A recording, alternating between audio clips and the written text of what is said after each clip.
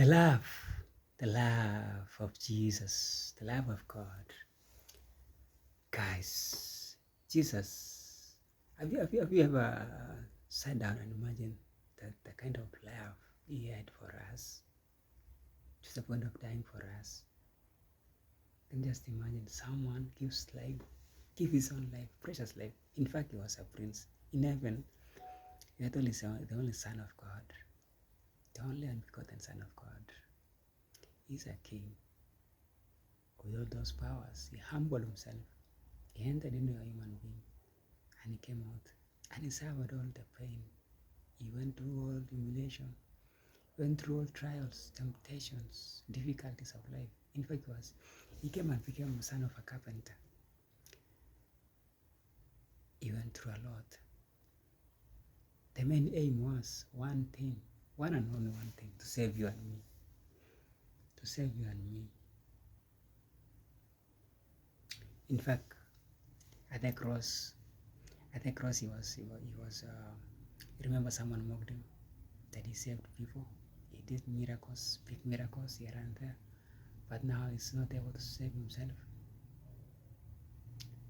But you know what?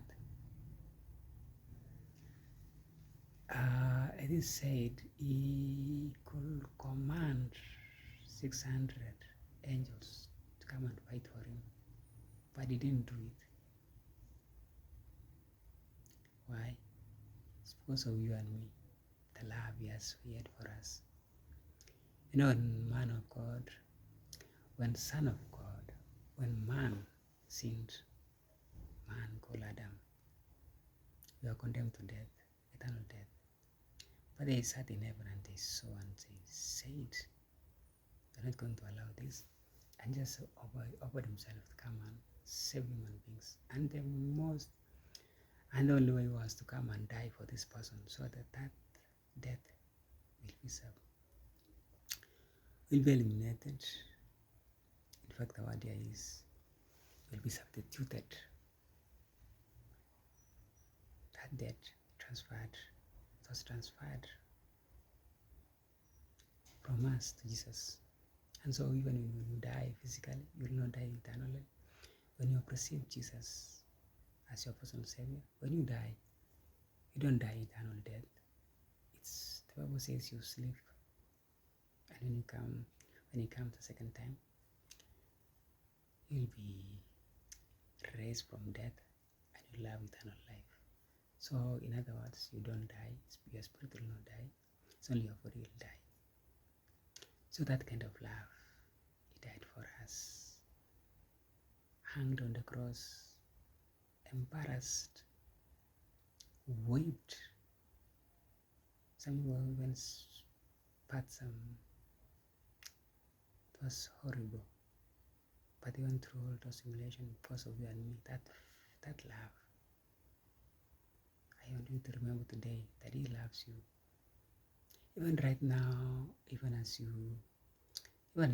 wrong him, and you do things here and there, you wrong him, he's still patient because he loves you. Have you wondered when you are a sinner?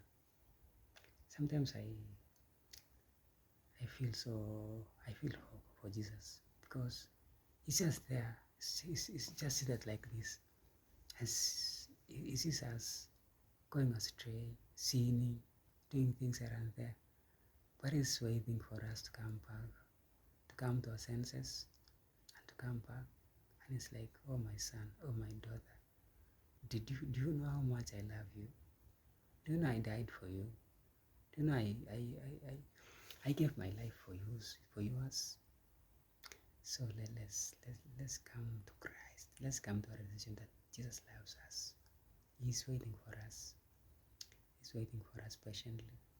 He is slow to anger, but let's not give him so much. He hurt him so much when we sin. He loves us. Let's come back to Christ. In Jesus' mighty name. Amen. Amen.